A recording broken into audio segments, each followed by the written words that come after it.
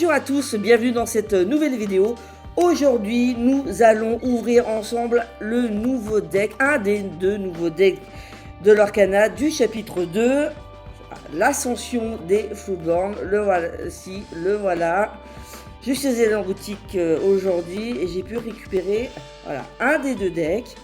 Le deuxième arrivera demain. Voilà. Donc c'est parti pour l'unboxing. Je suis très curieux de voir ce qu'il y aura à l'intérieur. Alors c'est exactement la même composition. Enfin, c'est exactement la même comment dire. Donc c'est exactement à peu près la même chose que pour le chapitre 1.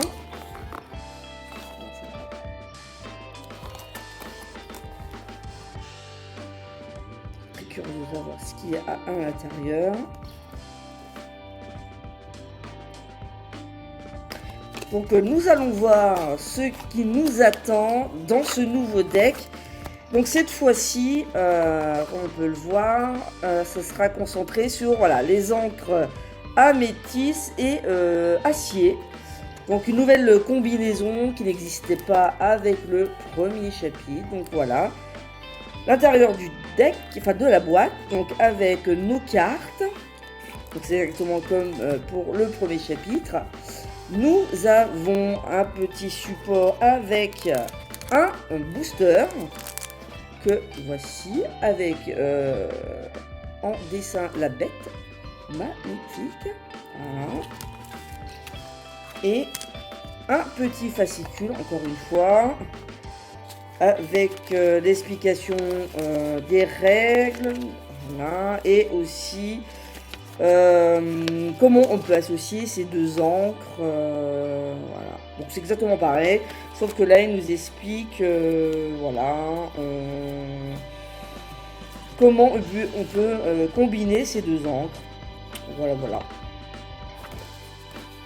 Et bien entendu nous avons les points de dommage avec le marqueur de l'or qui est juste ici, on voit pas très bien, qui est juste ici, et un petit feuillet avec un marqueur, enfin avec un compteur de l'or et des positions pour mettre ses cartes.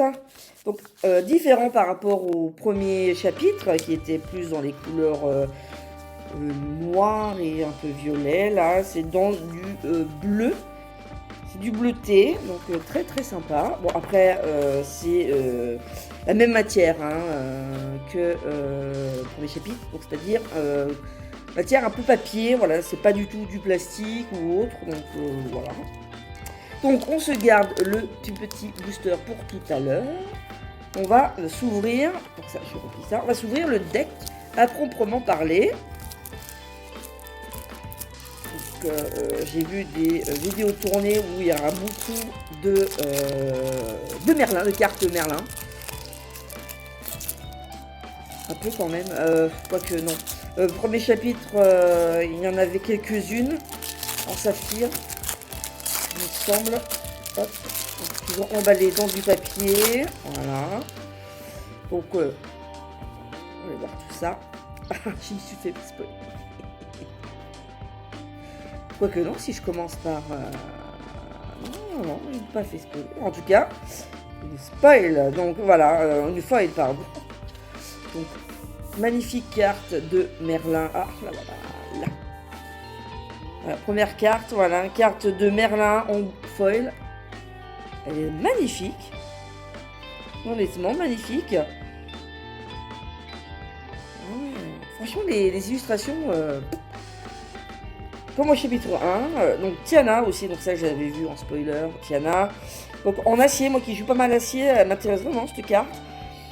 En plus, donc elle a résistance en plus 2, les dommages qui lui sont fichés sont réduits, donc ça c'est pareil. Le succès, ça c'est vraiment pas mal. Le succès dépend de toi, lorsque ce personnage est épuisé.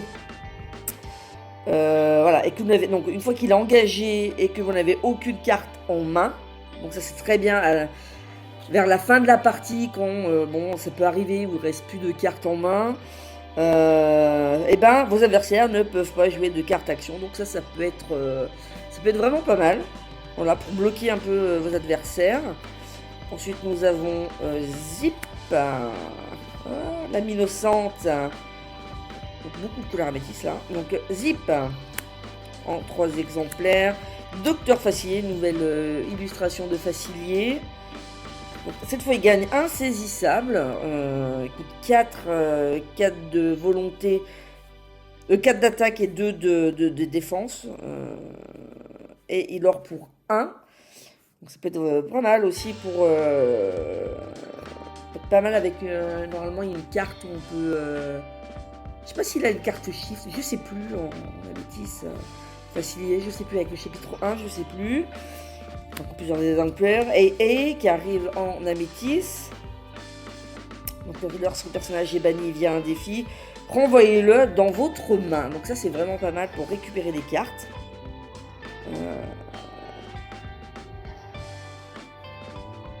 Ça c'est vraiment pas mal. Nous avons Cusco, Lama recherché. Lorsque le personnage est banni, vous pouvez piocher une carte. Donc là, c'est vraiment une encre qui est faite pour vraiment récupérer des cartes. Hein. Voilà. Madame Mime, voilà. Des cartes que j'avais vues. Madame Mime, la poursuite du lapin. Donc Mime en renard, lorsque vous jouez ce personnage, bannissez-le ou renvoyez l'un de vos autres personnages en jeu dans votre main. Voilà, et en plus, elle a charge. Madame Mime en serpent, lorsque vous jouez ce personnage, bannissez-le ou renvoyez-le de l'un de vos autres personnages en jeu dans votre main. Donc c'est quand même assez pas mal, franchement. C'est vraiment un deck pour récupérer aussi des cartes, hein, j'ai l'impression. Ouais. Merlin, cette fois en crabe, lorsque vous jouez ce personnage et lorsqu'il quitte la zone de jeu, choisissez un personnage et gagne offensif plus 3 pour le reste de ce tour.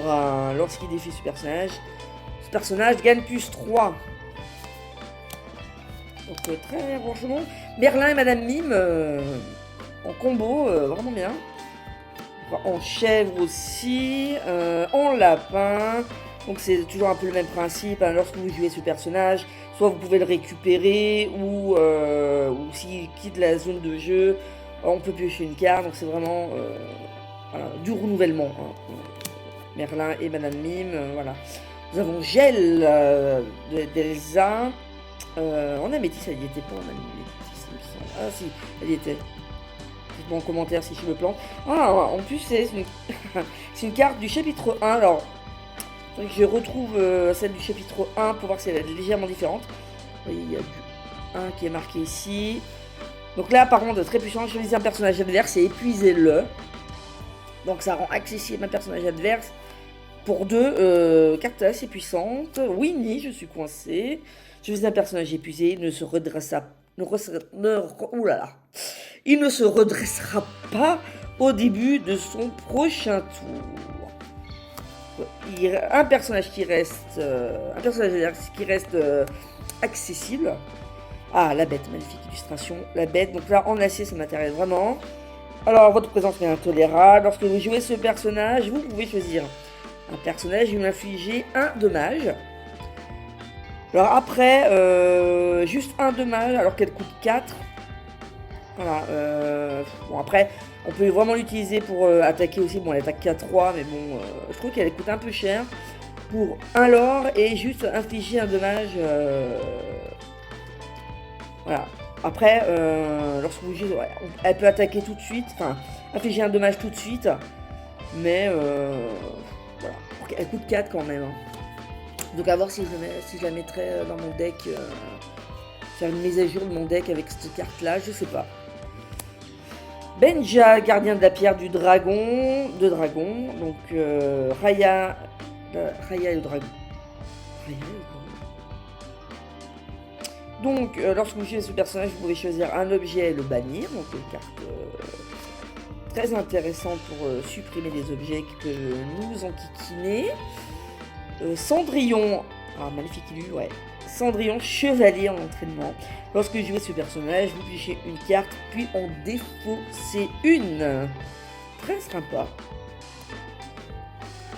Pareil pour renouvellement de cartes. Big Daddy, voilà. Donc là, il fait pas d'action supplémentaire. Par contre, il l'or à 2, ça c'est très intéressant. Hercule. Il fait rien de particulier. Coûte 2, tac à 2, défense à 3, l'or à 1, c'est plutôt pas mal. Voilà, comparé à la bête par exemple, voilà. Je mettrais plus Hercule par rapport à la bête, quoi. Voilà.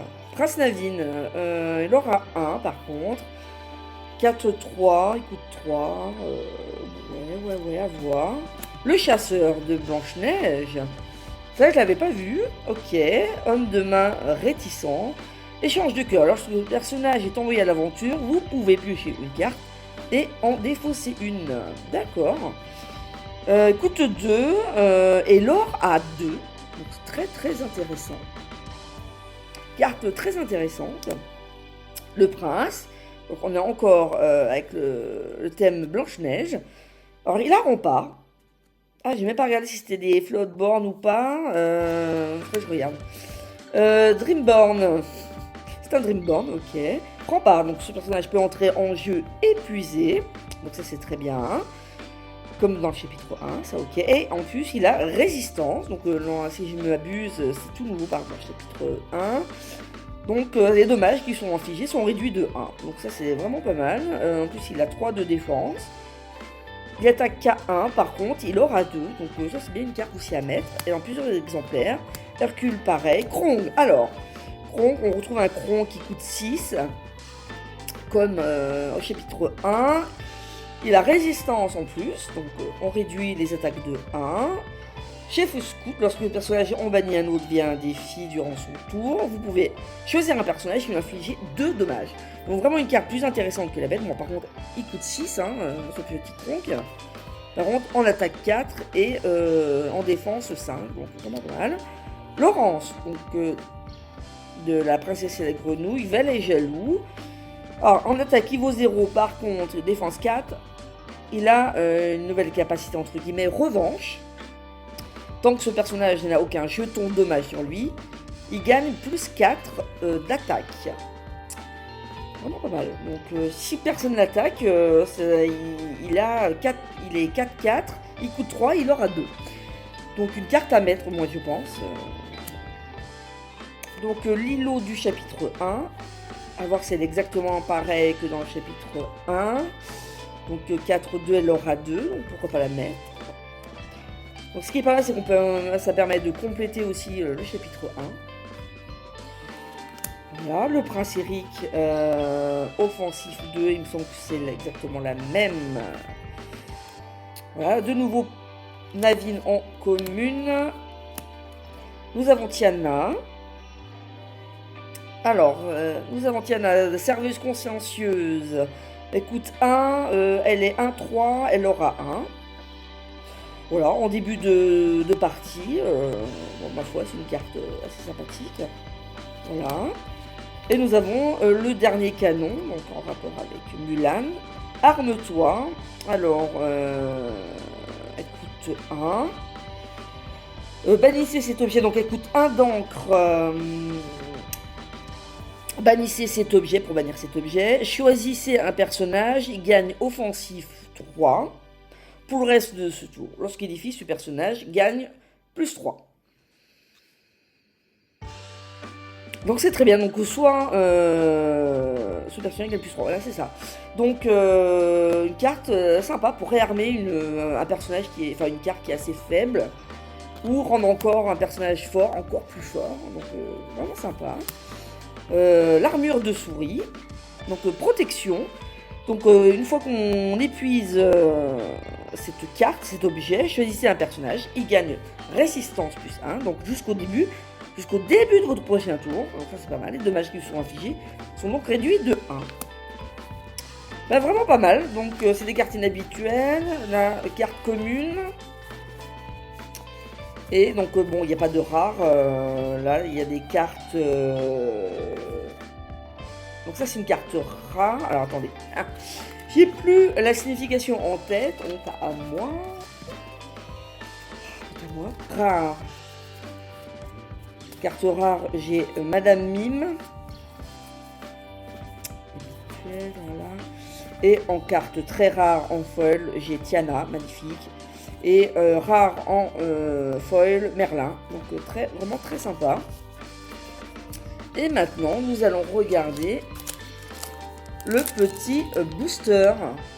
Voir ce qu'il nous réserve. Peut-être une légendaire, voire une enchantée. Ce serait énorme provenant d'un booster d'un deck. Honnêtement, d'un deck de démarrage. Donc on a toujours la petite... voilà, la petite pièce de puzzle. Donc là, c'est le visage de Minnie. Minnie plongeuse. Voilà. Ça va changer de Mickey. Très sympa. Alors, nous avons...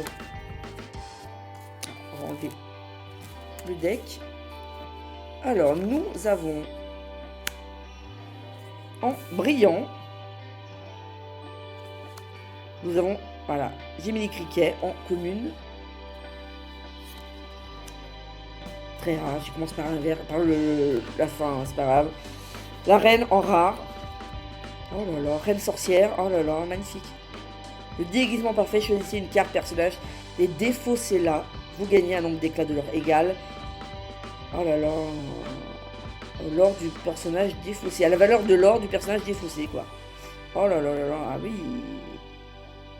Ah oui, donc si on prend un personnage qui l'or à 4, par exemple. Ah oui. Très très très puissant, ça ne coûte que 3 en plus. Hein. Donc voilà, en carte rare. Alors, on va commencer par le début. Virana. Voilà, du film Raya. Carte commune, chef du dragon. Chef du croc du dragon. Jasmine, héritière d'Agraba, magnifique. Coûte 1, lorsque vous jouez ce personnage, choisissez l'un de vos personnages et retirez-lui un jeton de dommage. Très très bien. Il faudrait les mêmes cartes en acier pour en enlever. Mulan. Première carte Mulan. Soutien, lorsque ce personnage est envoyé à de l'aventure, vous pouvez ajouter sa force à celle d'un autre personnage au choix pour le reste de ce tour. Et en plus, elle aura 2. Mais bon, je joue pas Ambre, donc peut-être changer d'encre, je sais pas. À nouveau, nous avons Zip Mulan. Impeccable. À rajouter en rubis, parce que je joue rubis aussi. Charge, ce personnage peut défier le tour où il est joué comme Rafiki en améthyste. Par contre, alors K1, mais 4 d'attaque, 3 de défense. Très sympa pour attaquer. La bête. Donc de nouveau la bête. Simplet. Accapare, lorsque le personnage est banni, vos autres personnages chetnains gagnent 2 de force jusqu'au début de votre prochain tour. Très sympa. Projectile de fortune. Choisissez l'un de vos objets, bannissez-le pour infliger 5 dommages à un personnage au choix. Waouh. Ah ouais. Très puissant celle-là. Hein. Ouh, je sens que le saphir, il peut faire très très mal. Raya. J'avais déjà Raya aussi en... Ah non, j'avais pas Raya. Non, uniquement là. Donc Raya qui fait partie normalement des visuels de ce chapitre 2. Là nous avons... non, c'était la bête. Donc Raya, combattante de Kumadra. Elle aura 1, elle coûte 4, 5 d'attaque, 3 de défense. Ça fait penser un peu à Scar dans le chapitre 1. C'est des cartes qui leur pas beaucoup, mais en termes d'attaque qui est très intéressant. Et Jean-Christophe, si vous avez au moins 2 autres personnages en jeu, lorsque vous redressez ce personnage, gagnez 2 éclats de l'or, en plus des 2. Oh là là là là. Donc ouais, à chaque fois il gagne plus 2. Ah oui. Enfin, vous gagnez 2 de l'or. Ouh, ça peut faire très très mal. Ça, en plus il défend à 6, donc pour l'éliminer, il faudra s'accrocher. Donc voilà. Et donc du coup les cartes. Donc en carte foil, j'ai Jiminy Cricket. En carte commune, très sympa. Et en carte très rare, la reine. Et mon Mac n'avait plus de batterie, donc je termine vite fait la vidéo. De toute façon, je vais quasiment terminer. Donc juste un petit bilan Voilà, carte foil commune de Jiminy Cricket, très très beau. C'est tranquille petite voix si vous avez un personnage Pinocchio en jeu. Lorsque vous jouez cette carte, vous pouvez piocher une carte, donc très sympa. Mais bon, je ne joue pas à métier, donc peut-être que je m'y remettrai. Et je pense que c'est l'une de mes préférées, la reine. Vraiment, mais bon, en émeraude, choisissez une carte personnage et défaussez là. Vous gagnez un nombre d'éclats de l'or égal à la valeur de l'or du personnage défaussé. Donc celle-là peut faire très très très mal. Bon, par contre, elle est assez facile à éliminer, elle vaut que 3, mais elle peut faire très très mal. Donc voilà, c'est tout pour moi. C'était une petite vidéo déballage de ce premier deck du chapitre 2 de l'Orcana. Et demain, je reçois le reste de ma petite commande, dont le deuxième deck avec 2 autres encres. Voilà, donc c'est tout pour cette vidéo. Je vous souhaite une très bonne fin de journée, soirée, et à très bientôt sur la chaîne. N'hésitez pas à liker et à vous abonner. Allez, salut!